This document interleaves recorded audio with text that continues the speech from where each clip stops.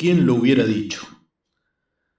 Suele suceder que en algún momento, en algún contexto circunstancial en nuestra vida, conocemos o nos interrelacionamos con personas que no nos afectan de una manera fundamental o no dejan una huella en nuestra personalidad o forma de pensar, y hasta ni siquiera forman parte alguna vez de nuestros recuerdos, más que de un modo anecdótico o secundario.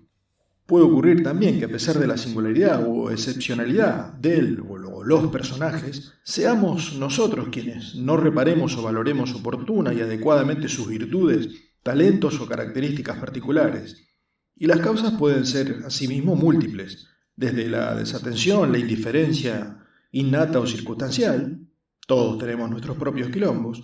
hasta el no registro de acciones y eventos en su justa medida, por divergencias, desencuentros casuales o fortuitos, o por causas ajenas involuntarias. Y en ocasiones esto lo notamos o advertimos cuando con el tiempo, tan variable en su extensión como se quiera suponer, sí registramos por motus propio, por notificación ajena o por simple trascendencia a dichos personajes, y caemos en la cuenta de nuestra falencia o ignorancia, ya que no podría considerárselo error o culpa, lo que fue desconocimiento o simple despiste, lo que provocó el paso de tal gente por nuestra existencia, como suele decirse, sin pena ni gloria. Tal es el caso que me ocurrió con el personaje que, efectivamente, cumplida la situación descripta, hoy rescato, destaco y pondero, incluyéndolo en esta célebre galería a través del relato de su historia, subjetiva, tal como me ha llegado, obviamente, apreciable, meritoria, valiosa y digna de ser contada. La figura en cuestión es Tomás Alva Elpidio Bañasco, cuyo solo nombre, o más bien su origen y conformación, es también de un carácter extravagante y merecedor de consideración y destaque. Pero para ordenar el relato, desarrollo y trayectoria conviene comenzar por el principio, es decir, su llegada al mundo. Todo empezó con una familia de inmigrantes italianos de la región del Piamonte, que allá por la década de 1930 del siglo pasado, arribaron a estas tierras como tantos otros en busca de futuro y bienestar, instalándose en una localidad cercana a Rosario, Villa Mugueta, en aquellas épocas pequeña pero pujante y en pleno desarrollo, sobre todo y a partir de sus actividades rurales en función de la riqueza noble de sus campos. La recién arribada familia Bañasco, gracias a algunas referencias de antecesores en la aventura en la América, como se la conocía entonces, recalaron con trabajo y con chavo como caseros de una no podría catalogarse como estancia o establecimiento rural, sino más bien un campo o finca orientado al trabajo de quinta, o sea, la siembra, cosecha y venta de productos hortícolas, con una actividad secundaria, o más bien complementaria y menor, basada en la cría y explotación de animales de corral y sus derivados. Los dueños de la propiedad eran una pareja de inmigrantes italianos también, los Malatesta, pero ya bastante mayores y sin descendencia, que al tomar conciencia de su avanzada edad y la práctica imposibilidad de la explotación de los sembrados, contrataron a los Bañasco, reservándose la administración de la finca. La familia Bañasco estaba compuesta en ese entonces por el padre Giuseppe, la madre Asunta, dos hijos varones, Paulo y Pedro, de 15 y 12 años respectivamente, y una hija 3 años menor, Valentina. Quedó asentada así una especie de sociedad que no tardó mucho en convertirse prácticamente en una familia, ya que los viejos Malatesta adoptaron, podría decirse, a esa gente humilde y trabajadora. Los alojaron en una casa galpón acondicionada convenientemente, mientras ellos ocupaban las instalaciones principales, más estilo casa típica de campo, espaciosa y cómoda, pero lejos de lujos y ostentaciones, más bien rústica y en cierto modo modesta. En estas condiciones, de forma totalmente inesperada y pasado muy poco tiempo del establecimiento, llegó al mundo un niño, sano y rozagante, que a pesar de lo sorpresivo dada la avanzada edad de sus padres, ambos superando los 40 años, trajo alegría, esperanza, y fue tomado como una señal de buenos augurios. Y como era de esperar, se convirtió en un soplo de aire nuevo y rejuvenecedor para los Malatesta, que no dudaron desde un principio en tratarlo como un verdadero nieto. Exultantes los viejos que, más que dispuestos, gozosos, podría asegurarse, criaron al niño, para alivio de sus padres y hermanos, que pudieron así continuar con las arduas y sacrificadas tareas de la chacra granja. Así el párvulo, que recibió de sus padres el nombre de Roberto, fue creciendo a la sombra protectora de los viejos Malatesta, Angelina y Alberto, desarrollándose muy rápido, tanto física, gracias a la alimentación casera y muy sana, como mentalmente, gracias a la permanente estimulación por parte de sus abuelos postizos, y ni que hablar emocionalmente, ya que lo rodeaba permanentemente el cuidado amoroso de los felices viejos. Don Alberto, dentro de su simpleza, era un ávido lector, en especial de todo lo que fuese innovación, y estaba al tanto de las nuevas tecnologías, tan en desarrollo en esa época del siglo, a través de una interesante colección de libros y revistas especializadas,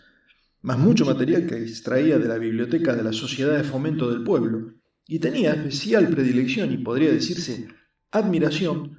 por los grandes creadores e inventores. Robertito crecía y se desarrollaba muy rápida y hasta precozmente, podría admitirse, en el aspecto cognitivo, ya que a los 3 años ya sabía leer, además obviamente de expresarse con una fluidez que asombraba a todos y enorgullecía a don Alberto, su maestro y mentor, que dispensaba horas de su tiempo en la formación del niño, que absorbía conocimientos y conceptos como una esponja, en un notable y temprano desarrollo. La instrucción del infante avanzaba, y no tardó en sumarse a la pasión de don Alberto por los descubrimientos, los inventos y obviamente el respeto, que en el niño se transformó en devoción hacia los inventores, esos grandes benefactores de la humanidad cuyas biografías Robertito leía y releía ávidamente. Y fue en esa etapa en que ocurrió el suceso antes citado respecto a su nombre. En aquellos tiempos, y sobre todo con los inmigrantes, gente sencilla, básica, y normalmente con desconocimiento de normas y leyes del país donde arribaban, que por otra parte cabe acotar en nuestros pueblos del interior no eran rígidas, ni mucho menos, sumado a la usual abulia, apatía y hasta desinterés por esos aspectos que dicha gente humilde y campechana mostraba, se generaban situaciones que, sin ser trágicas o graves, provocaban a la larga consecuencias o secuelas en la vida de los afectados. Una de ellas era la inscripción de los nacimientos de los infantes en los registros civiles correspondientes, y fue eso precisamente lo que pasó con Robertito. Don Giuseppe, enmarcado en la característica antes descripta, no anotó al púber en su debido momento, y como suele ocurrir, el tiempo fue pasando, y la legalización de la situación del niño no se concretaba. Aún bajo las esporádicas en los primeros tiempos, y más seguida cuando pasaban los años, sugerencias y apremios de don Alberto, que conminaba al Tano a efectuar el trámite atrasado. Al fin, cuando el chico ya estaba por cumplir los 5 añitos, don Alberto se puso firme y ordenó a Giuseppe a concretar la gestión, pero sin darse cuenta que Robertito estaba presente y escuchando, entendiendo el despierto párvulo al instante que se trataba de su nombre y registro, y con personalidad y decisión exigió a su padre que lo notase como Tomás Alba, en honor del inventor estadounidense, cuya trayectoria y personalidad el pequeño que tantas veces lo había leído idealizaba como el paradigma del ser humano, lo que motivaba su pedido o demanda, podría decirse, sin dejar dudas de su empeño y deseo. El niño quería llamarse como su ídolo, Tomás Alva Edison. Don Alberto, lejos de contrariar al pequeño, lo apoyó, por lo que allá fue Giuseppe encogiéndose de hombros a cumplir su deber, no muy convencido y conforme, pero acatando silenciosamente la imposición. Tomó el sulky la mañana siguiente hasta el registro civil del pueblo, donde lo atendió un empleado, solían llamarse escribientes, que al escuchar de Giuseppe su intención expresada en escuetas palabras, insistió, extrañado y receloso, a lo que el gringo, hombre de pocas palabras, respondió: Tomás Alva, él pidió. El funcionario asintió y, sin descartar cierta perversidad o conato de burla de su parte, hacia quien veía tan sencillo y, como seguramente pensó, bruto, algo normal en aquella época, cabe acotar, asentó en el libro de actas y en la correspondiente partida, así como en todos los registros y documentos afines, Tomás Alva, él pidió, así, con acento en la O, tomando literal y cruelmente, podría agregarse, la prerrogativa del campesino, estampando incluso como fecha del suceso ese mismo día, mes y año, con lo que el desaguisado quedó inclemente e insensiblemente establecido e inscripto. Cuando don Alberto verificó los papeles, acudió a las oficinas comunales a reclamar la corrección del despropósito, quejándose irascible de lo que él consideraba, y así lo expresó, Una tomada de pelo y un abuso de la ingenuidad del pobre hombre. Pero las autoridades se mantuvieron firmes e inconmovibles, aduciendo la imposibilidad de enmiendas en documentos y formularios oficiales, por lo que las protestas fueron desoídas y todo quedó inalterablemente registrado.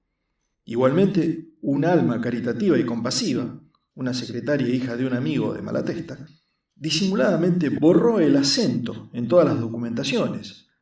algo que podría llegar a pasar desapercibido en su corrección, quedando final y permanente el nombre identificatorio oficial de este adalid,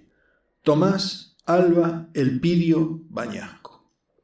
Tal vez, ¿por qué no?, premonitorio y precedente de un futuro, en ese momento, impensado e inimaginable. De todas maneras, y a pesar de algunas rabietas del envalentonado niño, se lo siguió llamando Roberto o su diminutivo, tanto por sus familiares directos como por sus abuelos postizos. Y el propio Puber terminó aceptándolo a regañadientes al principio y resignado cuando fue madurando y creciendo, aunque tampoco del todo contrariado, ya que fue comprendiendo lo complicado y las implicancias de ser portador de un nombre, podría decirse, insólito. Cabe aclarar, no obstante, que a pesar de su corta edad, Robertito ya había incursionado en aspectos creativos e innovadores, llevados a la práctica con sus inquietas, si bien aún no hábiles, manitas. Dicha disposición y confianza en sí mismo, así como su empeño, perseverancia e insistencia, surgieron de un hecho fortuito, o no, según como quieran interpretarse los sucesos, pudiendo ser de predestinación o de naturaleza kármica o divina, acontecido en la casa de los Malatesta. Don Alberto gustaba en sus ratos libres o como compañía en sus tareas escuchar una radio, moderna para la época, pero que hoy consideraríamos una pieza de museo. Era de tipo valvular, contenido el dispositivo montado sobre un chasis metálico, en un enorme mueble de madera en forma de templo, culminando en una especie de cúpula, todo muy bien lustrado y brilloso, y en el frente, tapando al parlante de grandes dimensiones, una tela cuadrillé amarilla, completando el panel frontal con el toque técnico correspondiente, abajo y sobre cada costado, dos perillas marrones de baquelita, una para el encendido y volumen, había que esperar cierto tiempo hasta que calentaran las válvulas, y otra para el dial, que al moverse hacía correr una aguja indicadora sobre una especie de renglón, ubicado por sobre el nivel de dichas perillas, iluminado con una pequeña lamparita que alumbraba una cinta sobre la que se habían impreso los números de las frecuencias a sintonizar en orden ascendente o descendente según el sentido de observación.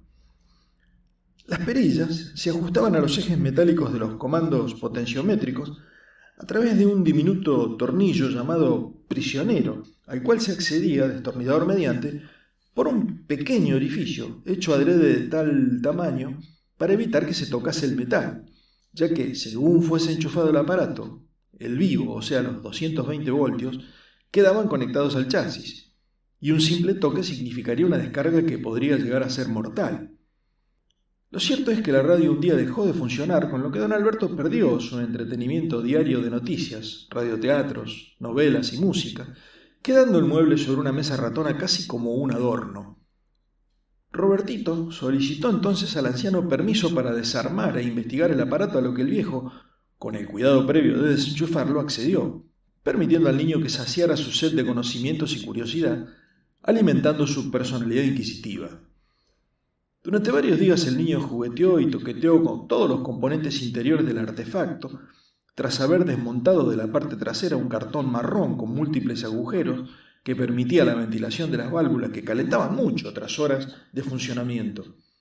Así sacaba y volvía a colocar las válvulas de distintos tamaños en sus bases o zócalos y removía en general cables y componentes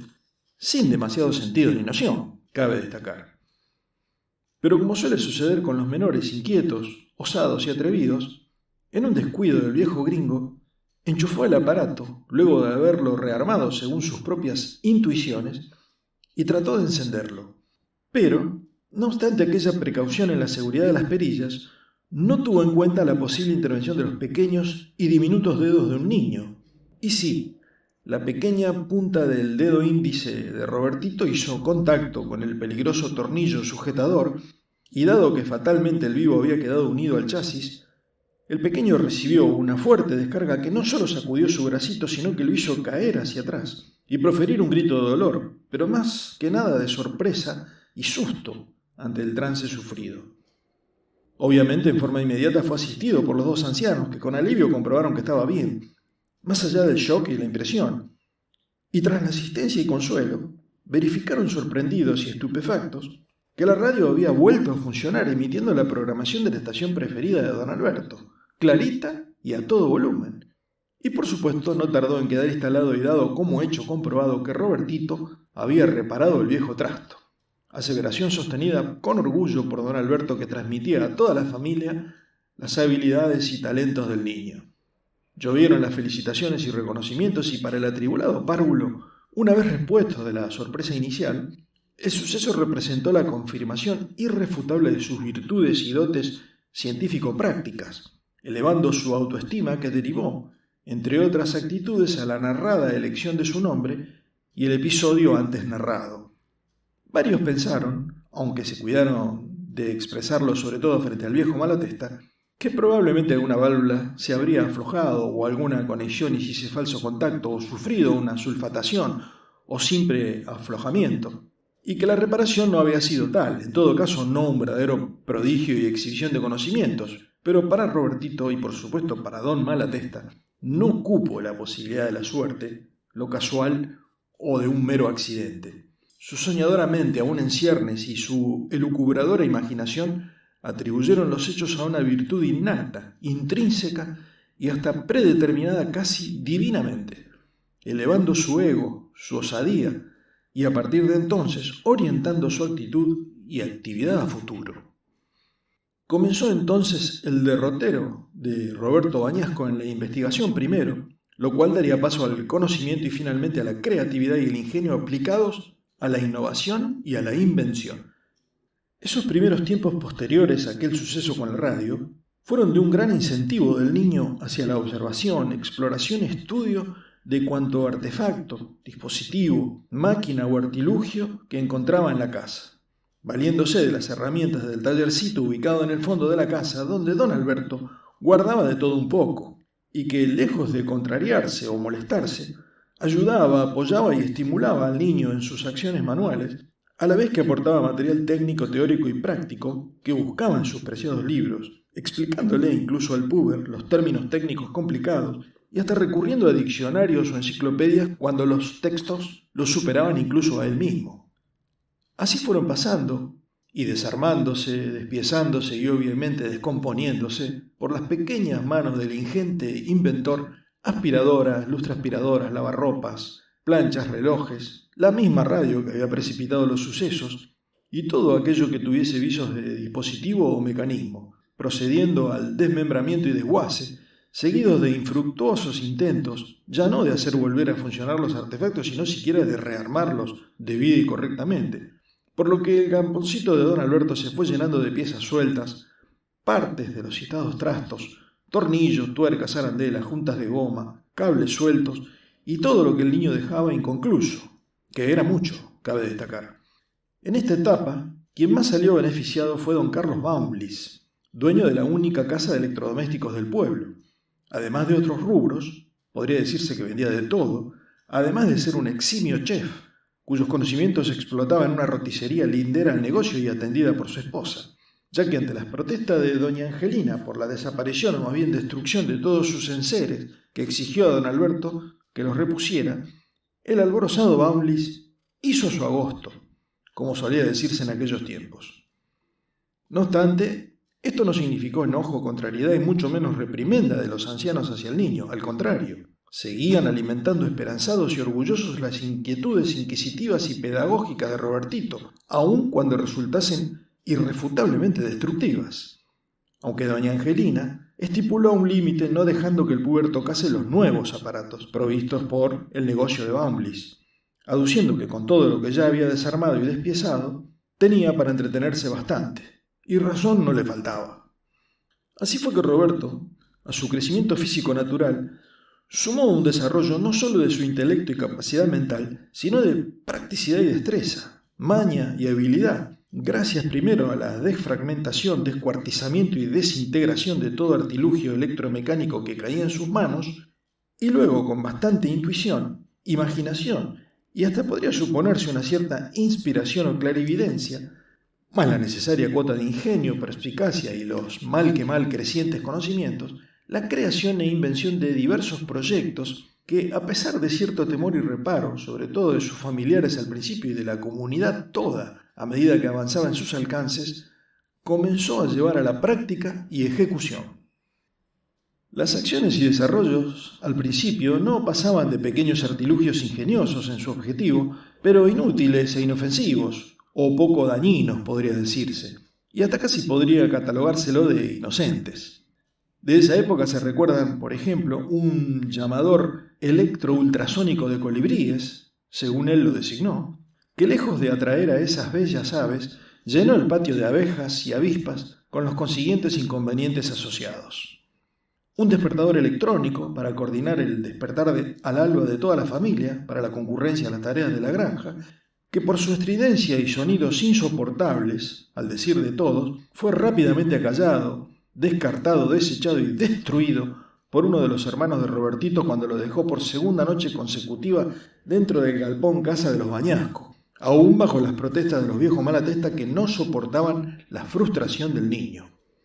Con las piezas y componentes de la radio, ya devuelto y reparados los daños al parlante que había sido utilizado para el malogrado despertador, Robertito calculó, diseñó y armó un aparato cuyo objetivo sería el de sintonizar frecuencias lejanas de otros lugares del planeta, utilizando la llamada onda corta, en un conato, también frustrado, cabe señalar,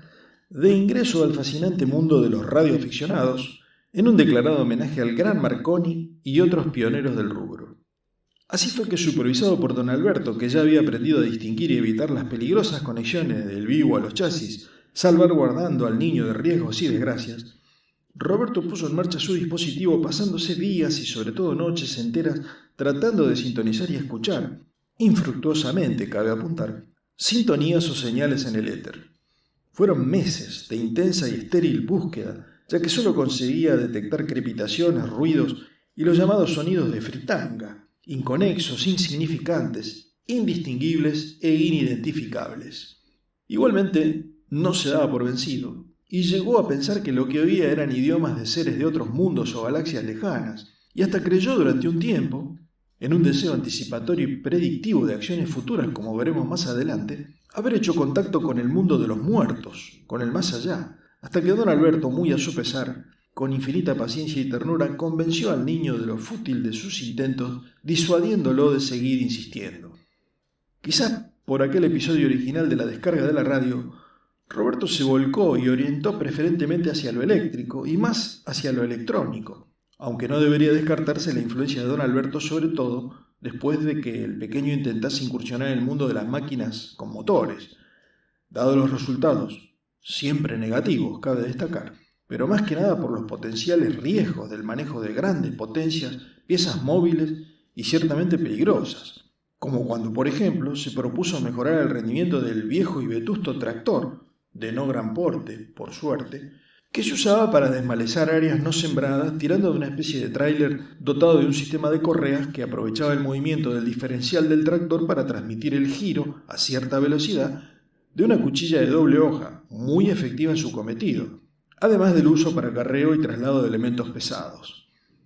La intervención de Roberto fue un misterio, ya que no lograron explicarse cómo pudo descomponer de tal forma la máquina que sufrió la rotura del motor, bielas, pistones, eje, soplado de junta, torsión del diferencial y hasta la explosión del radiador, lo cual implicó la reparación a nuevo del equipo con altos costos, cabe remarcar. También introdujo sus inquietas manos y su curiosidad insaciable con todo su desparpajo en una vieja tolva que antaño se usaba como molienda de grano harinera, que recibía la materia prima a través de una cinta transportadora movida por una gran rueda dentada acoplada con piñones, coronas y reductores al eje de un viejo motor diésel. Roberto trabajó varios días en el granero donde estaba dispuesta la maquinaria que, tras su incursión, quedó trabada de tal manera que la volvió totalmente inservible e irreparable. Esos dos hechos, con el peligro que don Alberto advirtió se cernía sobre el pequeño en el manipuleo de tales elementos, más la necesidad de resguardar el resto del equipamiento, apartaron a Robertito de dichas intrusiones, encauzándolo en el área denominada de las corrientes débiles. A esa altura de los acontecimientos, Roberto ya había dejado de ser Robertito, y cercano a sus primeros 10 años, aún no había ingresado a la escuela, ya que aquel error en la inscripción lo hacía figurar con solo 5 años cumplidos, por lo que no podía ser aceptado oficialmente en los institutos de enseñanza. Tuvo que intervenir entonces don Alberto, que exhibiendo todo su carácter,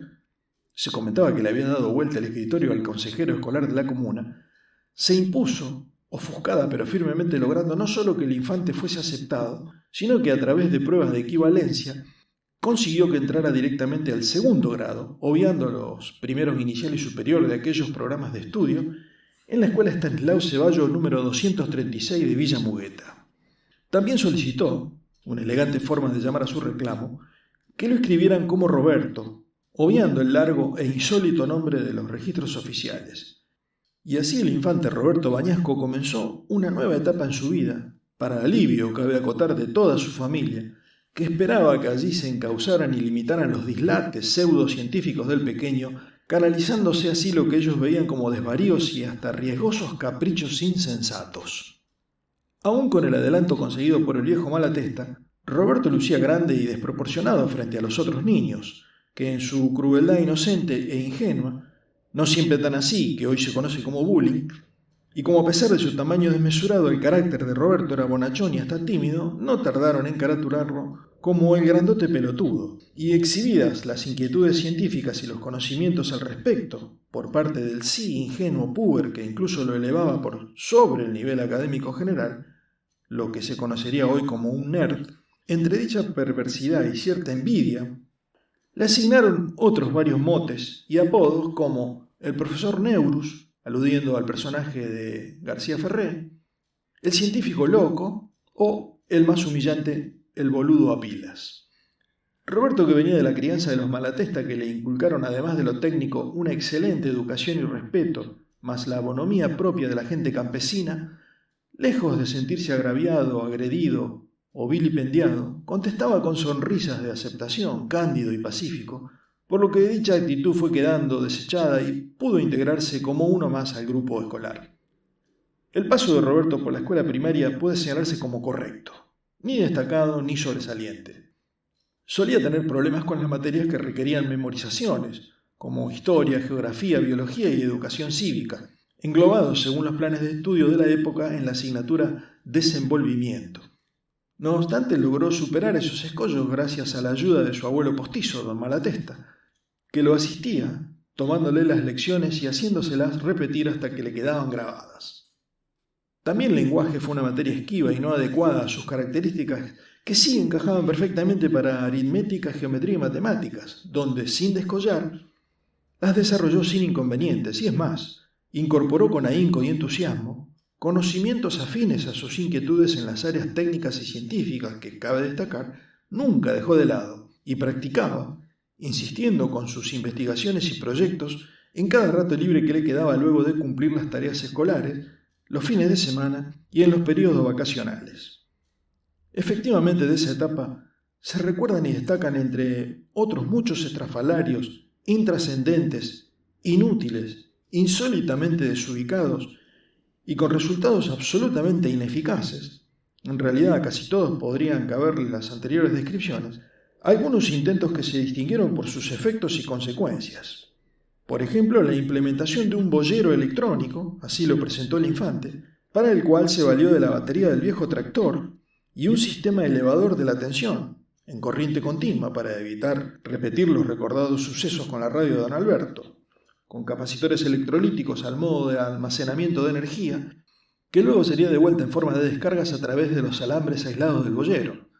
que tomó del desguace de la vieja heladera y de un vetusto ventilador de techo que le hizo bajar a don Alberto del comedor para despiezarlo conforme a las necesidades de su proyecto, que, cabe aclarar, tenía por objetivo ordenar el corral de las aves, o gallinero, separando pollos jóvenes de ponedoras, gallinas viejas y cluecas por otro lado, y aislar los gallos más grandes y agresivos. El resultado final fue 15 aves chamuscadas, 2 muertas, una veintena que huyeron despavoridas y costó mucho trabajo localizar y ubicar nuevamente dentro del recinto, y una merma casi total en la producción de huevos por la afectación de los pobres animales, con actitudes rayanas en el terror y espanto que duró casi 2 semanas. En otra ocasión instaló, por suerte en un área pequeña de la zona de huertas, un dispositivo dosificador de riego que tiraba agua con una espita adecuada que giraba gracias a la propia energía potencial del agua de un contenedor, que no era otro que el viejo lavarropas desguazado de doña Angelina, elevado un par de metros sobre una estructura de madera para lograr dicha energía, y al cual le había colocado en la parte superior una placa de aluminio, el tambor del mismo viejo lavarropas que había cortado y aplanado en forma conveniente para que flotase sobre el agua contenida, y de la cual colgaban y se sumergían un grupo de resistencias espiraladas que extrajo de una vieja estufa eléctrica de don Alberto y que según su teoría harían algo así como una electrólisis en el agua, enriqueciéndola para obtener minerales que favorecerían el crecimiento de las plantas. Todo se conectaba a la red domiciliaria a través de un transformador reductor que extirpó de aquella vieja radio, la del episodio de la descarga, para asegurarse a sí mismo, pero sobre todo a don Alberto, que no estaría en contacto directo con la peligrosa tensión de 220 voltios. Cuando el dispositivo entró en funcionamiento esparciendo el agua, al cabo de unos 30 minutos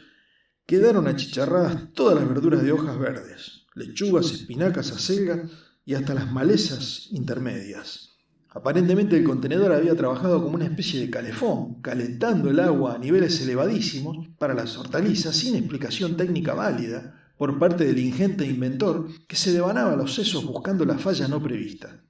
Afortunadamente no hubo víctimas humanas, nadie salió quemado o escaldado. Por precaución toda la familia, incluso el mismo Roberto obligado por don Alberto, se habrían alejado unos 50 metros presintiendo consecuencias funestas, y el experimento no provocó mayores daños, exceptuando al contenedor que quedó deformado por el calor y las partes componentes que resultaron destruidas. A otra parte de la huerta le aplicó un sistema de crecimiento por radiofrecuencia que, según él, produciría vegetales más grandes, nutritivos y con mucho mayor rendimiento, para lo cual, en un área de 2 por 2 metros, cruzó alambres de cobre que conectó a un dispositivo que armó con las bobinas, algunas válvulas, trimmers y la antena de ferrite de la vieja radio, volviendo a utilizar la batería del tractor como alimentación. El resultado, tras muchos días de actuación del artilugio, fue, en una primera observación, que todas las plantas sobre la superficie se habían encogido sobre sí mismas en una respuesta obviamente negativa al estímulo ideado por Roberto. Pero grande fue la sorpresa cuando, al desarmar la parafernalia que habían montado, notaron indicios raros en ciertos lugares y al cavar descubrieron con asombro y sorpresa una remolacha de 5 kilos de peso y un diámetro de 80 centímetros, una zanahoria que costó mucho desenterrar de 1,20 m de largo y 30 centímetros de diámetro en su parte superior, y un rabanito del tamaño de una pelota de fútbol de más de 2 kilogramos de peso. Al menos se pudieron aprovechar los inverosímiles elementos en varios usos culinarios, destacándose la gran cantidad de ensaladas que pudieron prepararse y que cubrieron la mesa de los Bañasco y los Malatesta durante muchos días, aunque varios de la familia se quejaron por lo repetitivo del menú. También en esos años trató de implementar en el techo, de madera, del granero, donde se guardaban el pienso, la alfalfa, el maíz y otras legumbres, un recolector de energía solar, para lo cual se valió del espejo de un viejo ropero de los Malatesta, las llamadas lunas, característica de esos muebles de época, conectado a un circuito electrónico que calculó, diseñó y fabricó con las piezas de los distintos artefactos que yacían en el tallercito de don Alberto, pero con efectos esa vez sí graves y por poco trágicos, ya que se produjo un incendio que comenzó en dicho techo y destruyó por completo toda la instalación, agravada por la acumulación de elementos altamente combustibles, cabe acotar. Las pérdidas fueron totales, aunque no hubo que lamentar víctimas ni humanas ni de los diversos animales de la granja, si bien la huida casi en estampida de muchos de ellos generó los inconvenientes del caso. Las causas de la falla nunca fueron descubiertas. Como estos, fueron varios los experimentos y prácticas de Roberto en esos años que, lejos de amilanarse o desanimarse ante la mayoría de resultados adversos y esfuerzos estériles, siguió tenazmente perseverando, pero sobre todo aprendiendo de los errores y sumando experiencia. Llegó así el final del ciclo primario y don Alberto, no solo esperanzado sino confiado y seguro del potencial de su nieto postizo, había implementado un plan a futuro acorde a sus expectativas. Roberto ya estaba anotado, y su ingreso asegurado gracias a los resortes adecuados que activó el viejo gringo, incluidos, por qué no decirlo, algunos aportes de efectivo no declarados ni completamente legales y mucho menos éticos, pero de práctica tan común en nuestro país desde siempre. En la Escuela Nacional de Educación Técnica número 2, ingeniero y doctor Manuel Benjamín Bahía, cita en calle Salta, casi esquina Pueyrredón en Rosario, en la especialidad de electrónica, donde, soñaba el viejo Malatesta, su amado Robertito, que cabe acotar fue anotado con ese nombre y no con el que figuraba en los documentos oficiales, también por influencia de don Alberto, adquiriría más conocimientos, completaría su formación y descollaría en el universo técnico. Además, habían acordado con una familia de la colectividad, los Fantelli, el conchavo necesario para el adolescente, muy apropiado cabe agregar, ya que vivían a solo 5 cuadras del establecimiento sobre calle Suipacha casi Brown, en pleno barrio de Pichincha, y como si todo eso fuese poco, Roberto compartiría habitación con el único hijo de la familia, Jorge, que también comenzaba sus estudios en el industrial, y casualmente, o no, en el mismo curso que el recién llegado. No obstante, esta no sería una buena influencia para la vida de Roberto, como veremos más adelante. De esta planeada e implementada manera, comenzó nuestro Adalid otra etapa importante de su vida, insertándose en el universo escolar secundario, aunque, cabe recordar, algo desfasado en edad, ya que había completado la primaria con 16 años reales y no con los 12 que figuraban en los papeles legales, que don Alberto, con sus maniobras y sus contactos en el pueblo, había reemplazado en la escuela por unos truchos. La despedida con su familia, pero sobre todo con don Alberto, fue muy emotiva. Al viejo tanto le costaba dejar a su querido niño, siempre sería un niño para él, en la gran ciudad, algo temeroso, ¿por qué no decirlo?, de los peligros mundanos subyacentes y conociendo la personalidad de su protegido, algo ingenuo, y como solía expresarse en aquella época, caído del catre. O sea, a sabiendas de que al adolescente que asomaba le faltaba calle, pero al cabo convencido de que era lo mejor para su futuro, aunque le costara el desprendimiento sentimentalmente hablando, de quien había colmado de alegría y amor esos últimos años de su vida, incluso adivinando o presintiendo tal vez su próxima partida de este mundo. Ya había cumplido los 80 años, y percatándose de que quizás fuese la última vez que lo vería. Como regalo y con el nerviosismo propio de los parcos hombres de campo, el viejo gringo le entregó primorosamente envuelta en el papel araña azul una regla de cálculo marca Piquet de unos 25 centímetros de largo, muy completa, y que, según el futuro se encargaría de asegurarlo, iba a constituirse no solo en un valioso accesorio preciado y valorado por Roberto, por su aspecto sentimental, sino que por la habilidad y destreza que adquiriría en su manipulación, se convertiría en una característica, un símbolo identificativo y prácticamente en una insignia, una alegoría y una encarnación indiscutible y representativa de su personalidad inquieta, emprendedora, detallista y obsesivamente adicta a la exactitud. Nacía así el joven Bañasco. Roberto empezó ese primer año ya algo mayor, pero dado su físico esmirriado, flacucho, el fino cabello castaño claro, con un flequillo rebelde que le caía sobre la frente y sus rasgos aniñados, se disimulaba la diferencia y pudo integrarse a la perfección con sus compañeros, algunos hasta 4 o 5 años menores. Por venir de un pueblo y sobre todo de un ambiente rural, campesino, podría decirse, transcurrió esos primeros meses con asombro y sorpresa, deslumbrado ante todo lo citadino y nuevo que iba descubriendo, mostrando, cabe aceptar, una ingenuidad e inocencia propia de ese origen. Sucedió entonces como era de esperar que sus compañeros más avesados y habituados al contexto comenzaran con chanzas y burlas. Particularmente uno, el conocido y temido chino Antonio Cugini, que por haber repetido el año de haber ingresado también con más edad que la normal, era uno de los más grandes del curso, a excepción de Roberto, aunque este hecho no era conocido por el resto, de lengua filosa e ingeniosa y adicto a los chascarrillos, lo bautizó el Bobillo, por esa actitud mencionada de candidez, quedando así el apodo aceptado e instalado, haciendo juego también de palabras entre su nombre y su apellido, Roberto Billo Bañasco. Sin embargo, Roberto no tardó mucho en adaptarse al medio y al contexto. Respondió perfectamente a las exigencias pedagógicas de la nueva enseñanza, cumpliendo sin inconvenientes, aún sin sobresalir ni resaltar, en todas las materias, aunque siempre con mayor facilidad en las asociadas al cálculo. Pero además, y aquí sí fue fundamental la compañía e influencia de su anfitrión, el inefable Jorge Fantelli, que podría decirse casi instantáneamente lo convirtió en su compinche,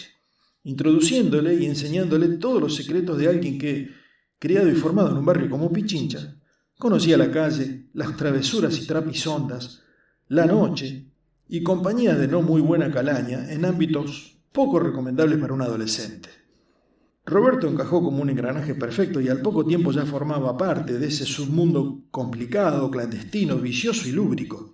Pues recordemos que Roberto ya contaba con 17 años. Las hormonas, no solo las del crecimiento, estaban a pleno y explotaron literalmente ante tales estímulos promovidos por Fantelli, que aún un par de años menor ya tenía su fama en el barrio y podría afirmarse sin temor a la equivocación, era todo un atorrante con todas las implicancias del término. Ya para finales de ese primer año, pero sobre todo avanzado el segundo, y con todas las experiencias de ese verano intermedio que Roberto pasó casi enteramente en Rosario, volviendo al pueblo solo para las fiestas, el joven Bañasco se había adaptado acelerada y totalmente al entorno. Usaba ropas modernas, se había dejado el pelo largo, una barba algo rala pugnaba por cubrirle la cara, su cuerpo más estilizado marcaba ya unas formas bien masculinas, si bien se mantenía flaco y un poco desgarbado, fumaba, podría decirse en demasía. Sus ojos almendrados, antaño expresivos en asombro e ingenuidad, se habían transformado en vivaces y picarescos. La nariz se había afinado un poco, la boca era una línea apenas dibujada sobre el mentón ahusado, y ya no se apreciaban rasgos aniñados, todo lo contrario. Hasta podría suponerse cierto aire soberbio, canchero y hasta enigmático. Porque eso fue lo que más cambió, su actitud, que pasó del casi infantilismo a la desfachatez y la rebeldía, de la ingenuidad a la astucia, de la candidez a la picardía, formando con su inseparable compañero de andanza Jorge Fantelli un dúo muy particular, no agresivo ni pendenciero, sino espabilado, ducho, y siempre como viviendo en un mundo distinto al resto, fullero y bribón. En la escuela no ocasionaban problemas ni inconvenientes, ni con los compañeros, ni con los profesores, ni con los celadores. Se mantenían casi apartados, y como suele decirse, hacían la suya. Trataban de pasar desapercibidos, y solo se hacían notar por las sucesivas chupinas, quizás normales para el sátrapa Fantelli, pero impensadas e inimaginables solo unos meses antes en Roberto, que, todos lo advertían y aceptaban, ya no era un bobillo. No obstante, el mote aún descolocado se mantenía, y fue el propio Chino Cugini, quien más consciente tal vez que el resto, lo transformó en Billo a secas. Y así quedó entonces. Quedó sentenciado y nominado el nuevo alias que comenzaba, por qué no aventurarlo, con tono de leyenda. Había nacido el Billo Bañasco. Fue en esa etapa que lo conocí personalmente, cuando compartimos aquel inolvidable tercera, que nos abría la puerta a la especialidad, y así compartimos aula, estudios, taller, trabajos prácticos, recreos y toda la cotidianeidad de lo escolar, e incluso algunas experiencias extracurriculares que requerirían otros relatos largos y extensivos. En esos 4 últimos años de la carrera, el Billo, podría expresarse metafóricamente, navegó a media agua por las agitadas aguas del mar estudiantil, sin resaltar pero tampoco sin fracasos, situaciones embarazosas ni ningún tipo de inconvenientes. Su actitud era en general pasiva y hasta podría catalogarse como indolente, apartados, aunque no del todo aislados, con su yunta simbiótica, el impío Jorge Fantelli, a quien sí le costaba más toda la parte pedagógica.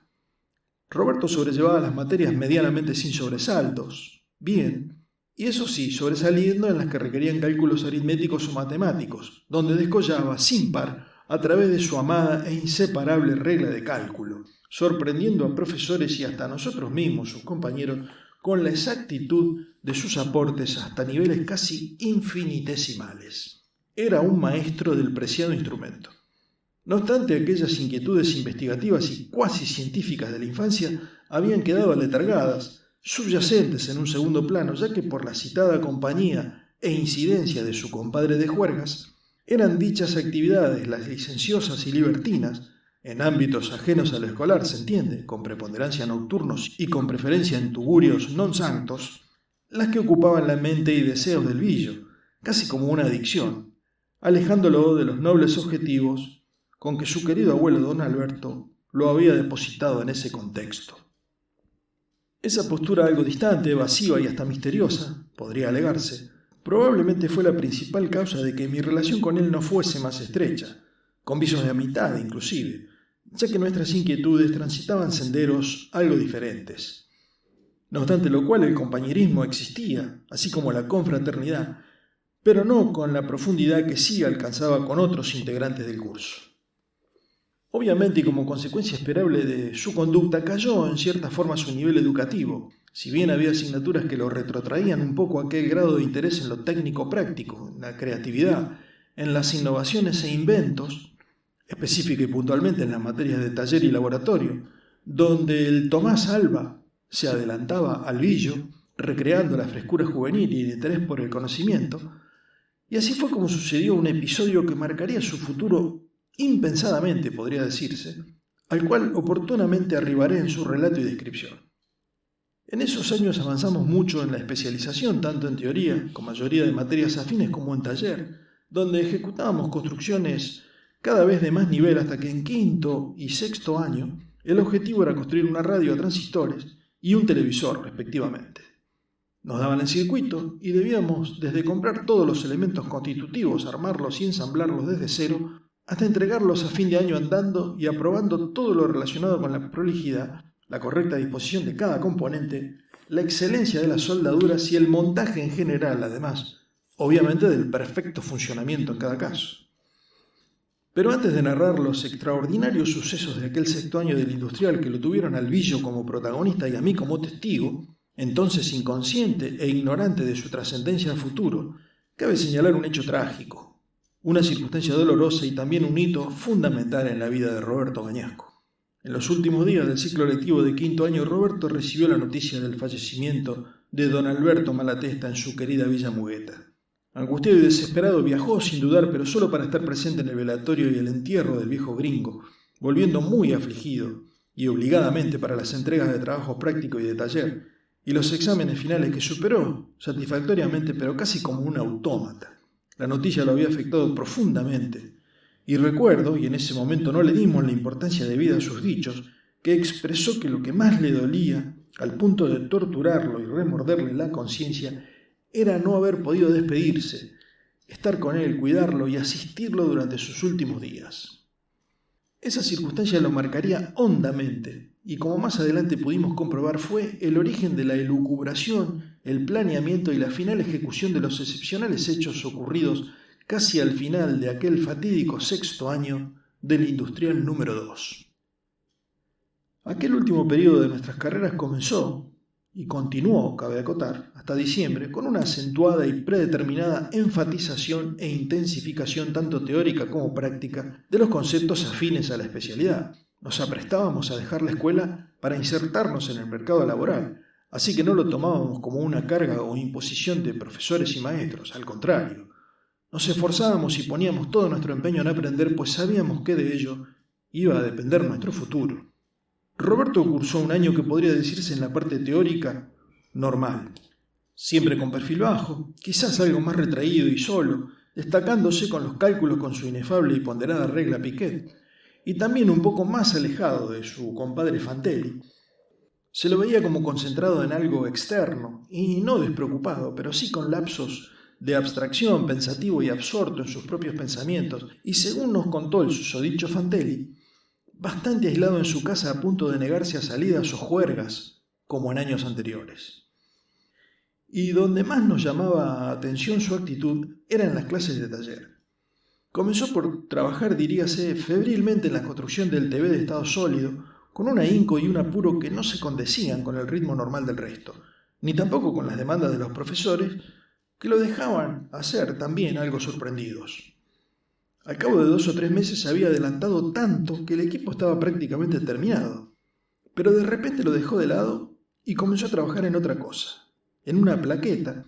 consultando siempre un cuaderno con circuitos y cálculos que clandestinamente sacaba para que no se percataran los profes. Llegó un momento en que era tan evidente su labor encubierta y subrepticia que no le quedó otra opción que escogiendo un grupito entre los que yo me encontraba, y supongo él consideraría confiables, nos pidió que lo cubriésemos, que estaba trabajando en un proyecto propio, que no especificó, y que además de nuestro silencio iba a necesitar nuestra colaboración y ayuda. Obviamente accedimos y así pudo continuar con su actividad, que aunque observábamos y escudriñábamos no alcanzábamos a descubrir ni imaginar de qué se trataba, y él no largaba prenda.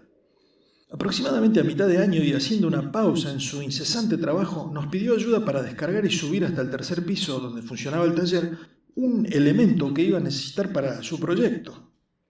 Por supuesto accedimos y nos enteramos, por Jorge Fantelli, que formaba parte de dicha camarilla, por supuesto, que le iban a pedir prestado el auto al viejo de Fantelli, un vetusto Renault 6 color celeste con el que planeaba traer una cosa, él tampoco sabía bien de qué se trataba, y meterlo a escondidas en el taller al día siguiente, cuando terminase la clase y antes de que entraran los del turno noche. Al otro día, los tres del grupo, el cuarto era el chino Cugini, disimulando todo lo que pudimos y alegando que no queríamos irnos sin terminar una parte del tele que estábamos construyendo, convencimos al señor Paván, el profesor de taller, que nos dejase quedar un rato más. Ya solos, no tardó mucho en aparecer Fantelli, que nos conminó a ayudarlos a subir algo. Bajamos, no teníamos ascensor, donde el Billo nos esperaba nervioso mirando para todos lados, para hacernos bajar del auto un cajón metálico de color grisáceo, de no muy grandes dimensiones, un cubo, con tapa cerrada con un candado de unos 60 o 70 centímetros de lado por cara, pero extremadamente pesado.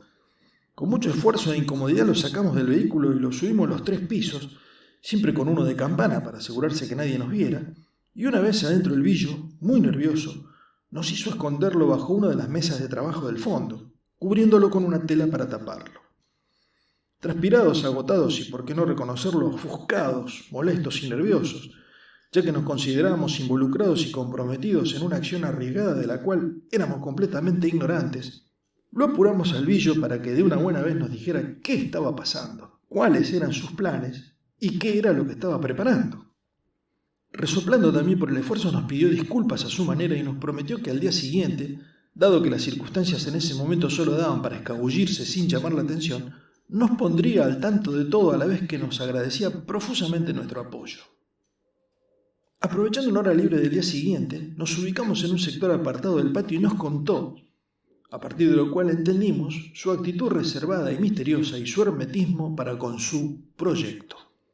Nos confesó entonces con excitación y entusiasmo, aunque según mi parecer en aquel momento, según recuerdo, con cierto resquemor o temor reverencial, que se proponía enviar un mensaje al más allá, al mundo de los muertos, concreta y específicamente a su abuelo, en un intento póstumo de comunicación y despedida dadas las circunstancias que le impidieron concretarlo oportunamente.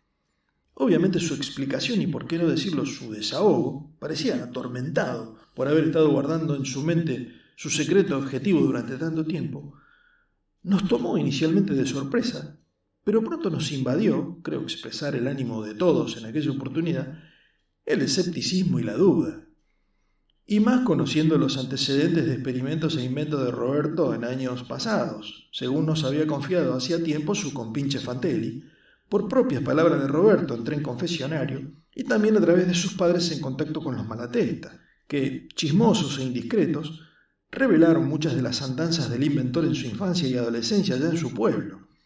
Entre tantas cosas, el episodio con su verdadero nombre que nos dejaron perplejos y estupefactos.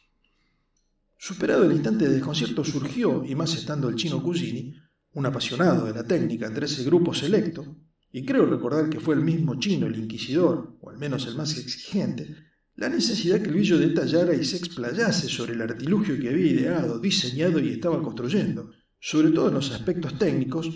y en los fundamentos teóricos de su teoría técnico-esotérica. Roberto, un poco reacio y cauto, solo nos contó que su trabajo se basaba en la física y mecánica cuánticas, temas sobre los que hacía bastante venía estudiando y compenetrándose, y su intención era producir una respuesta fotónica de elementos a niveles subatómicos en campos precisamente cuánticos de espacio-tiempo que llegarían en teoría a estratos extracorpóreos o fuera de nuestra realidad según un gráfico, accediendo a universos paralelos o multiversos, también extratemporales, cuando alcanzase velocidades cercanas a las de la luz. Cuando el chino le preguntó cómo suponía que iba a lograr tales objetivos, explicó que el principio básico era el bombardeo de una sustancia isotópica con partículas de niveles menores aún a los subatómicos, refiriéndose a los contenidos en los propios electrones, hadrones, quarks, mesones y otros términos que no recuerdo bien. Debo reconocer que el escepticismo crecía entre nosotros, transformándose más que en extrañeza, en desconfianza y dudas, incluso del estado mental del Billo, que lucía alterado, efusivo y sobreexcitado cuando avanzaba con la descripción de su futuro experimento con argumentos inciertamente hipotéticos y con una terminología que al menos a mí me superaba. A esa altura de las explicaciones del Billo yo no entendía un carajo. Tuvimos sí un dejo de alarma y preocupación cuando precisó, ante la inquisitoria del chino, que usaría un isótopo de berilio, contenido en una solución de haluro de plata, que había conseguido en una casa de químicos amigos de los Fantelli, Buelón y hermanos, cita en Avellaneda y 3 de febrero, que le aseguraban la transportabilidad y manipuleo del elemento en condiciones seguras. El chino insistía en solicitarle la descripción ejecutiva del ensayo y la aparatología a usar, a lo que el Billo, exaltado, se largó con detalles técnicos prácticos que me desconcertaron más todavía. Nos explicó que esperaba aprovechar el efecto fotoeléctrico y el efecto Compton,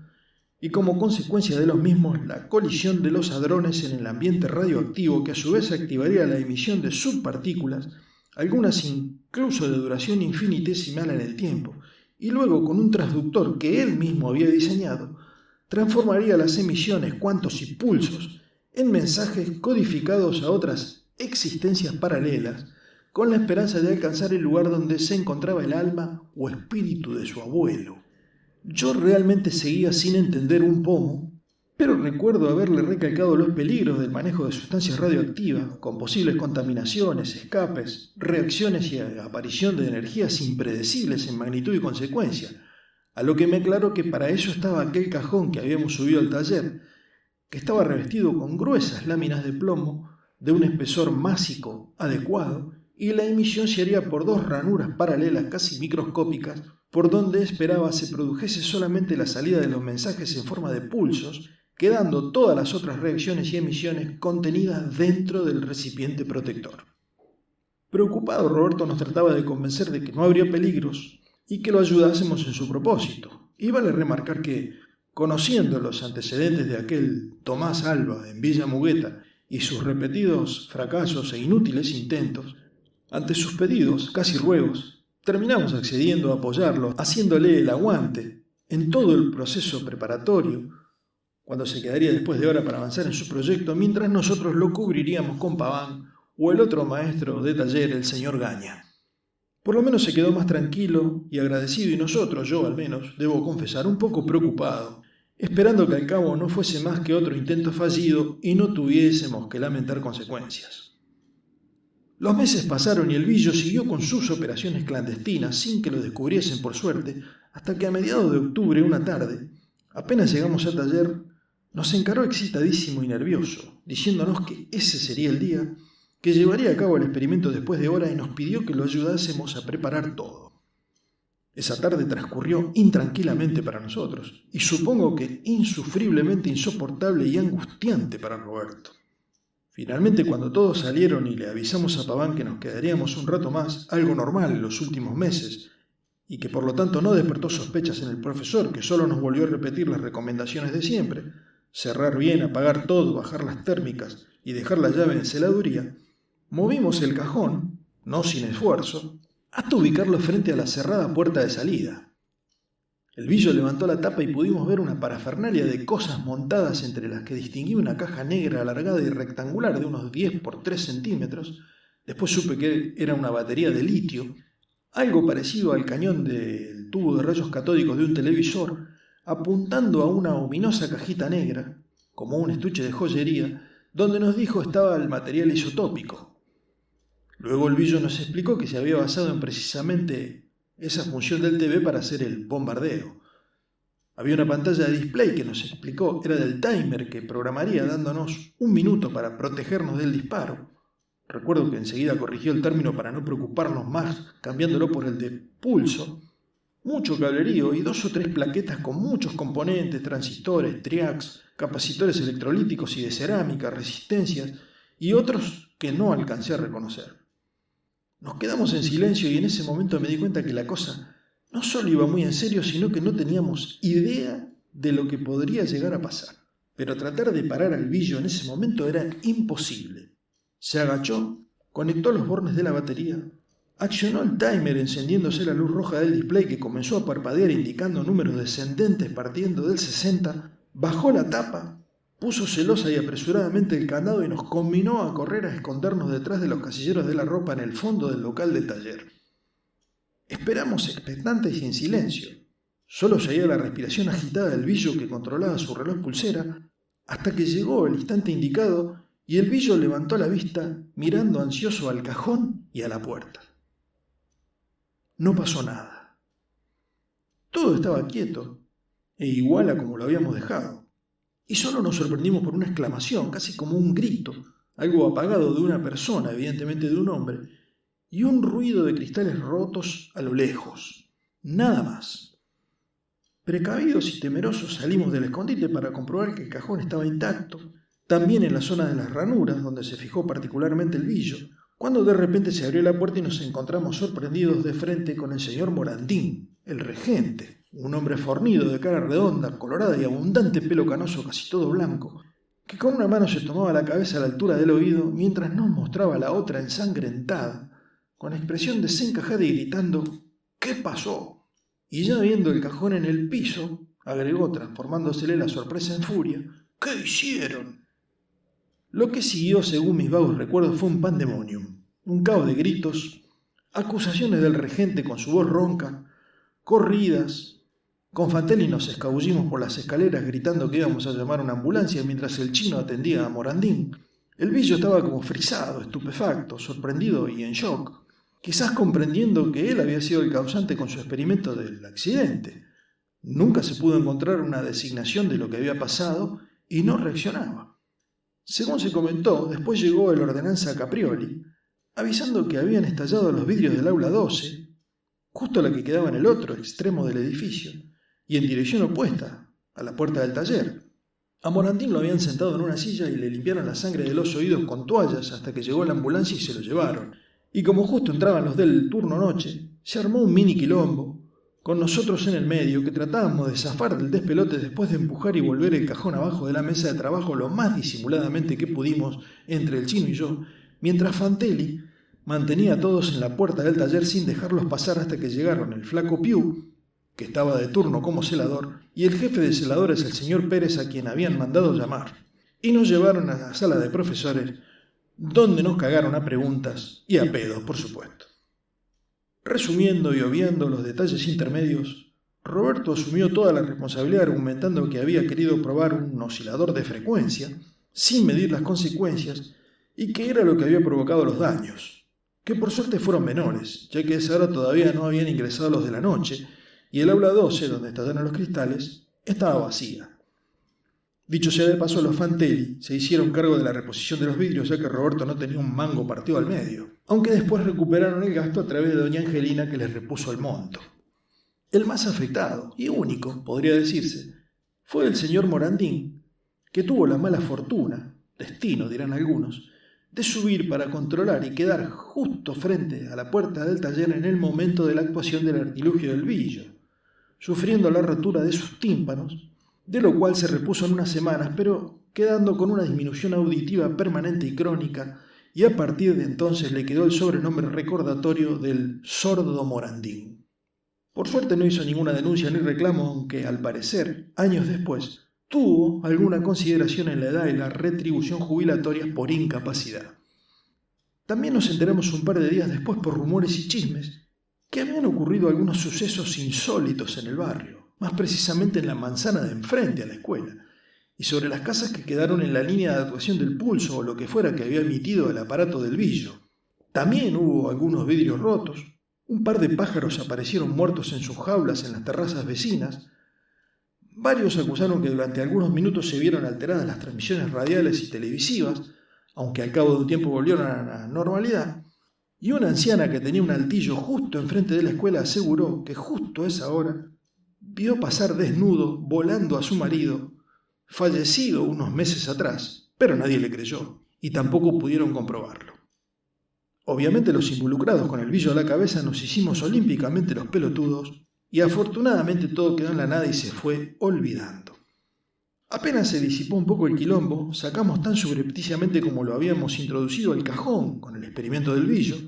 por suerte sin que nadie lo advirtiera, que nunca pudo explicar ni entender, y nosotros mucho menos, por supuesto,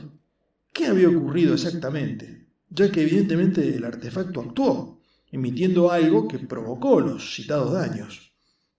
El billo sufrió una dura reprimenda y le pusieron 14 amonestaciones, al borde de las 15 necesarias para la expulsión, pero fue más algo simbólico que efectivo, ya que su estancia en la escuela ya se acababa.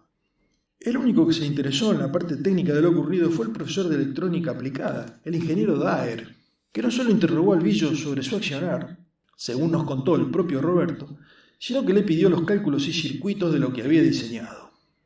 Algo le informó, menos lo que involucraba el uso de material radiactivo, y le entregó sus cálculos y circuitos, aunque alertado por el chino, que dudaba un poco del interés del profesor. Nos dijo en aquel momento que había tomado los recaudos correspondientes en una respuesta algo enigmática que no quiso ampliar. Es más, nos pidió que no volviésemos a hablar sobre el tema, asegurándonos que en ningún momento habría citado nuestra participación y ayuda para que nos quedásemos tranquilos. Y efectivamente, el asunto pasó y quedó como una anécdota más de las muchas que enriquecieron nuestro paso por esa querida casa de estudios. En los años siguientes, como suele suceder, nos reunimos ocasional y esporádicamente algunos de los integrantes de aquel curso para despedidas de soltero, de los que nos enterábamos que se casaban, y algunas fiestas de fin de año tratando de prolongar el contacto y la amistad. El billo fue a una o dos de esas reuniones y al cabo no apareció más. Su compinche Jorge Fantelli, que nunca apareció por las juntadas, sabíamos que seguía ya en solitario con su vida disipada, licenciosa y con varios quilombos con mujeres. Y mal que mal, siempre a través del chino, nos enterábamos de los avatares y andanzas de nuestros ex compañeros. Así supimos entonces que el billo había encontrado trabajo en un prestigioso laboratorio de Rosario especializado en electromedicina, donde reparaba, instalaba y se ocupaba del mantenimiento de equipos y aparatología afín en varios nosocomios de la ciudad. También que se había casado con una chica que había conocido precisamente en uno de esos hospitales a donde acudía, donde la piba trabajaba en el laboratorio de análisis. Se habían mudado a un departamento que alquilaban en el macrocentro, cerca del Parque Independencia, dejando no solo la casa hospedaje de los Fantelli, sino también la influencia lujuriosa de su viejo compadre. Lo último que había podido averiguar el chino sobre su vida personal era que estaba muy asentado, serio, y hasta escuchó rumores de que esperaban su primer hijo, pero poco pudo saber si seguía con sus prácticas científicas y sus manías de inventor, aunque fuese solo por hobby. El tiempo siguió pasando, la vida y los caminos circunstanciales de cada uno nos fueron separando cada vez más. Las reuniones se hicieron paulatinamente más distanciadas y durante varios años no supe nada de la vida de mis entrañables ex compañeros del industrial. Hasta que un día, por allá por el 2011 o 2012, me encontré en el centro con el chino Cugini, casi igual, un poco más gordo y canoso, así como yo, más pelado y avejentado. Los dos teníamos tiempo y ganas de charlar, así que nos instalamos en un bar de la peatonal, birras de por medio, a ponernos al día. Tras la recíproca comunicación de novedades personales, familiares y laborales, como no podía ser de otra manera, llegaron los recuerdos de los años compartidos, las anécdotas, las nostálgicas evocaciones y por supuesto el repaso de los amigos y personajes de aquella época. Y con lo que me sorprendió entre varios citados fue con la historia del billo Bañasco. El chino, que continuó ligado a la parte técnica, era docente de electrónica precisamente en la vieja escuela, ya no en la calle Salta, sino mudada a unas cuadras en Pueyrredón y Tucumán. Siempre seguía las novedades afines, no solo en libros, sino en revistas especializadas y por internet. Y me contó que así fue como se enteró, prácticamente de casualidad, del caso del billo. Hacía varios años se había interesado y leído mucho sobre la famosa máquina de Dios, un acelerador de partículas de enorme capacidad y obviamente tecnología de última generación que se construía debajo de la frontera entre Francia y Suiza en un túnel circular de 27 kilómetros de largo y a 175 metros de profundidad. Me dijo que por esos días ya habían llegado a la fase experimental con su inminente puesta en marcha, en lo que todos suponían y confiaban se transformaría en una extraordinaria fuente de descubrimientos, hallazgos y nuevos conocimientos que darían paso a una etapa en la ciencia como realmente ocurrió. Pero cuando estaba siguiendo los pormenores de la construcción alrededor del 2009, se encontró con una noticia o reseña que lo había dejado perplejo. Al parecer en esos comienzos se presentaba un inconveniente teórico-práctico que demoraba el desarrollo, con atrasos y demoras, inicialmente insoluble pero al fin resuelto. Y grande fue su sorpresa cuando leyó en varias publicaciones científicas que el problema se había podido destrabar y solucionar gracias a una creación que provenía de un científico argentino y que se había bautizado en su honor por la importancia del caso con su nombre, y lo habían denominado el impulso bañasco. El chino, incrédulo y escéptico, considerando más bien una posible coincidencia, recurrió a prestigiosas publicaciones, Mass Science, el Central American Journal y varias otras que citó y no recuerdo, y obviamente en artículos científicos en la red, blogs, portales y páginas especializadas, y todos coincidían en que el impulso bañasco se basaba en los estudios, teorías, cálculos y trabajo eximio y excelente, así lo calificaban, del inventor argentino Tomás Alva Elpidio Bañasco. Siguiendo con su relato, el chino recordó que tras la sorpresa se puso a buscar datos del científico argentino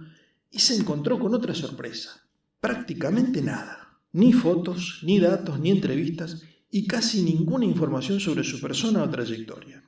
Sí encontró los detalles técnicos de su invento, que transcribo tal como recuerdo que los detalló, debiendo confesar que ni en ese momento ni luego, cuando los leí por mi propia cuenta en internet, entendí mucho. Sobre todo en la base teórica en que se basaba el destacado logro, así como todo el vocabulario técnico que involucraba términos de física y mecánica cuánticas, teorías einsteinianas y otros bochos del rubro. El problema que se les había presentado a los diseñadores era la necesidad de contar con un disparo inicial que diera origen a la trayectoria y posterior colisión de partículas aceleradas a velocidades muy cercanas a las de la luz. Aparentemente lo que probaban, al menos en simuladores, provocaba la movilización conjunta anticipada y no deseada de los elementos interiores de los electrones que chocaban entre sí en el instante del inicio, y lo que se buscaba era el lanzamiento del electrón hasta que, ya alcanzadas las velocidades prelumínicas, sí aceleraran para producir en el último instante la colisión de hadrones y quark. Algo así como una eyaculación precoz, me graficó el chino. Hasta los mesones se eyectaban en el espacio-tiempo antes de encontrarse dentro del, en aquel entonces sólido hipotético, campo de Higgs. Agregó dejándome más confundido todavía, ya que sumaba no solo nombres sino conceptos que realmente se me escapaban.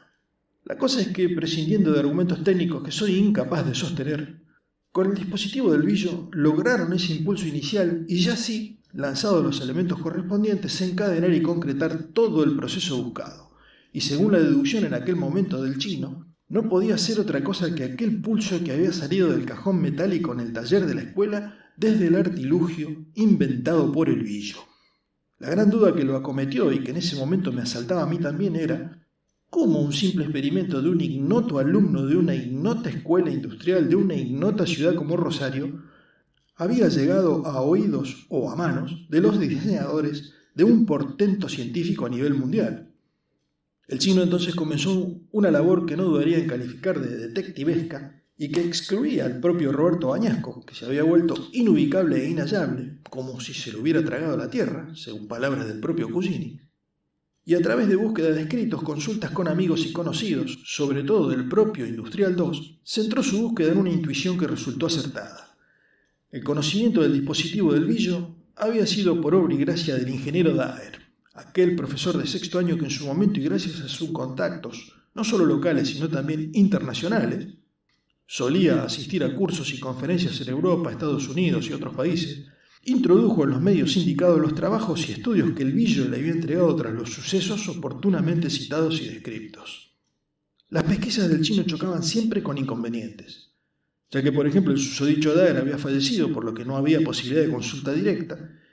y los familiares no tenían idea de sus trabajos y menos de sus acciones tan lejanas en el tiempo, y también por la desaparición del billo, el gran protagonista de la historia. Pero todo llevaba a la conclusión de que ese había sido el camino y la forma en que la teoría de nuestro ex compañero hubiese llegado a tales niveles. Lo que sí pudo confirmar fue que los suizos, directores generales del mencionado ilustre proyecto del acelerador y caracterizados por su minuciosidad y rigurosidad en las formas y el cumplimiento de las leyes y normas, habían acudido a la oficina de patentes argentina, donde habrían hallado los trabajos teóricos y confirmado su autoría legal a nombre de Tomás Alva Elpidio Bañasco,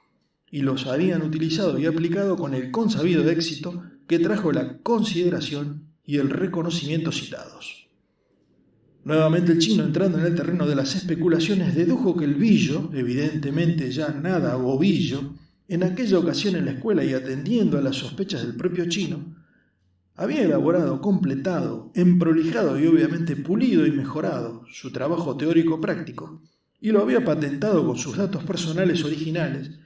y hasta quizás hubiese sido él mismo el que designó la obra como el impulso bañasco.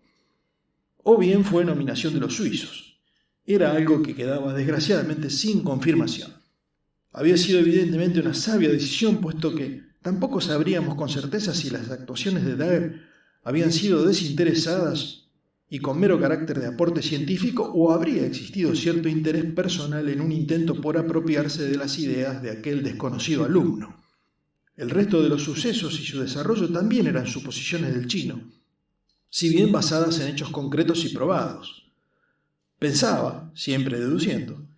que el billo había entregado su trabajo y todos los derechos, ya que no los había logrado ubicar en la Oficina Nacional de Patentes, con lo que habría cambiado su titularidad justificando su inexistencia en el plano local, a cambio probablemente de una retribución que suponía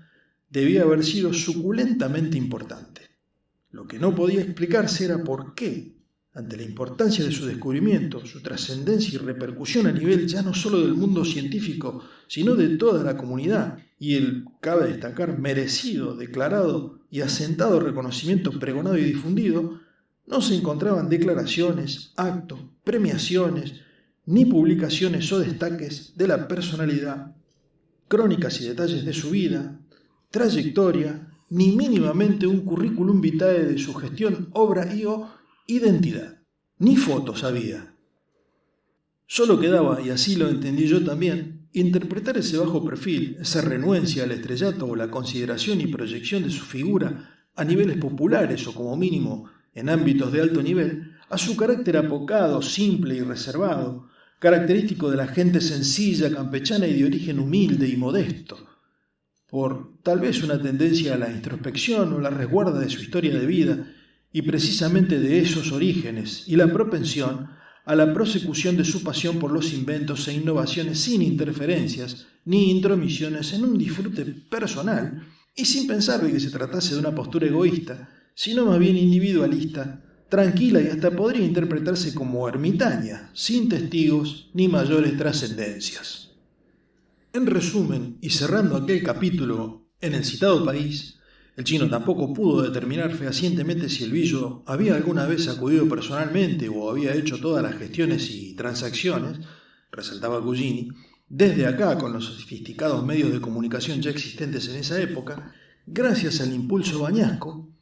la máquina de Dios pudo ser terminada y puesta en funcionamiento, revolucionando al mundo con descubrimientos excepcionales, desde teóricos, como la comprobación certera de las ideas y postulados del gran Albert Einstein, de más de un siglo atrás, hasta la confirmación de la existencia de campos,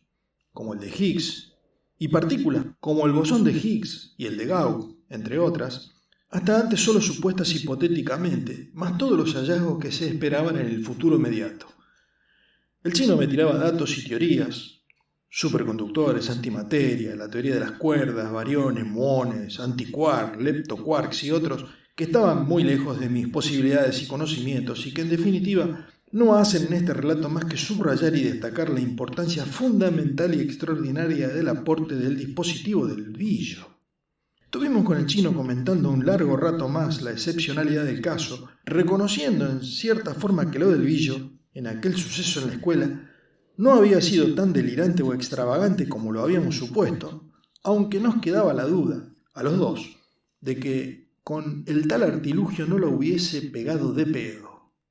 Hecho que explicaría también la sabia reclusión en el anonimato del susodicho, después, eso sí, de haber embolsado un buen toco de guita. Pero eran también suposiciones o meras especulaciones. En todo caso, había que admitirle y admirarle la perseverancia, la tenacidad, la osadía y, ¿por qué no?, el talento y la capacidad. Nos despedimos con las consabidas promesas de reencuentros y organización de reuniones en futuros intentos de reagrupar a la tropa de aquel inolvidable curso de electrónica del Industrial número 2 y, por supuesto, con el compromiso de avisarnos mutuamente si lográbamos algún dato o información más del caso del Billo. Después de ese encuentro me quedé un tiempo enganchado con el tema del Billo. Me metí a internet, pero lo que encontraba era lo mismo que me había contado el chino. Además, invariablemente terminaba en páginas científicas o técnicas que me dejaban en bolas. Tampoco me iba a poner a buscar o comprar revistas especializadas y menos libros. Así que por ese lado no obtuve nada. Pensé en ir hasta Villa Mugueta, pero además de no saber la dirección del campo, aunque eso seguro lo hubiese podido averiguar en el pueblo, tampoco tenía la certeza de que el Billo estuviese allí. Y si se hubiese ido a Europa o a cualquier otro país, Italia, por ejemplo, de donde era originaria su familia, no estaba seguro. Por otra parte, si realmente el loco se había refugiado en el campo, por algo era. Y no era cuestión de caerle como un peludo de regalo a romperle las pelotas. Y si reaccionaba mal, se me ocurrió en un momento rastrearlo a través del laboratorio donde había laburado, o donde alquilaba. Seguramente los nuevos vecinos o la inmobiliaria podrían aportar algunos datos. Eran cosas que seguramente podría averiguar, pero también me asaltaban las dudas. ¿Y si el Billo se había ido en no muy buenos términos? ¿No era meterme demasiado a husmear en la vida de alguien que evidentemente había tenido la intención de alzarse a la mierda sin dejar rastros? Al fin el temor al meter la pata y la tendencia personal de no joder a la gente pudo más, y me fui quedando sin hacer nada, conformándome con las especulaciones del chino y con la historia del Billo como parte del anecdotario de la vida que todos tenemos. Pero la verdad era que el entripado seguía, subyacente, pero seguía. Pasó el tiempo y hace un año más o menos, a través del laburo, conocí a un tipo que hacía corretajes para grandes ferreterías, Arroyito Maquinaria, López Forciniti y otras, lo que antes conocíamos como viajantes, por los pueblos del interior de la provincia. Se armó una buena relación y hace unos meses me animé y le conté a grandes rasgos el tema del Billo y le pedí que en algún viaje que hiciera para el lado de Villa Mugueta, donde me contó que pasaba seguido, tratase de averiguar algo, comentarios y chusmeríos de los pueblos que, a pesar de haber crecido mucho, como en el caso de Mugueta, conservaban esa familiaridad y característica chabacanería de los poblados chicos. Y efectivamente hace unos días me llamó diciéndome que tenía datos del tema que me interesaba. Nos reunimos y me contó. Dicen que hace como 10 años lo vieron volver al Billo, casado, con 2 hijos, y que se instaló en el campo de doña Angelina. Dicen que trajo mucha plata y se lo compró a la vieja justo un año antes de que se muriera, así que le quedó para él y la familia. Dicen que sigue viviendo ahí, pero que contratan gente para laburar las quintas. Ellos ya no trabajan más, que andan muy bien, que se los ve cada tanto a los hermanos con camionetas nuevas, de esas importadas. Dicen que se han casado también, los 2 varones y la piba, y que viven todos juntos ahí, que ampliaron y construyeron varias casas nuevas, lindas y grandes. Dicen que el Billo, con la plata que trajo, que nadie sabe muy bien cómo la hizo, algunos suponían que se había ganado el 15, se compró cualquier cantidad de campos en la zona, como en 100 kilómetros a la redonda, pero muchos campos, un montón. Dicen que los hace trabajar con unos gringos de esos pules de siembra, con soja, maíz, y que les saca fortunas. Pero ellos viven tranquilos, siempre igual, casi ni salen del campo, que los hermanos son los que se ocupan de ir a ver de vez en cuando si están sembrando o cosechando. Dicen que él sigue con sus inventos, que por ahí cae por la ferretería del pueblo, y ahí es donde se enteró el viajante este, y compra o encarga cosas raras, equipos nuevos y máquinas extrañas.